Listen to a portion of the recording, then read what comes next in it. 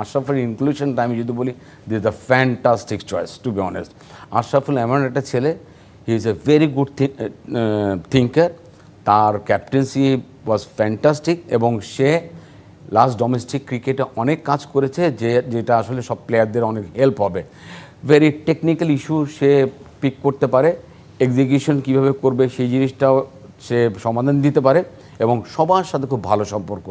একটা ক্যাপ্টেন যখন, একটা সাকসেসফুল ক্যাপ্টেন যখন একটা টিমের সাথে থাকে, তাহলে তো তখন একটা প্লেয়ারদের এমনি ব্যাকআপ থাকে, সত্যি কথা, যে না আমার পিছে আশরাফুল রয়েছে, সো আমার একটা ব্যাকআপ থাকবেই।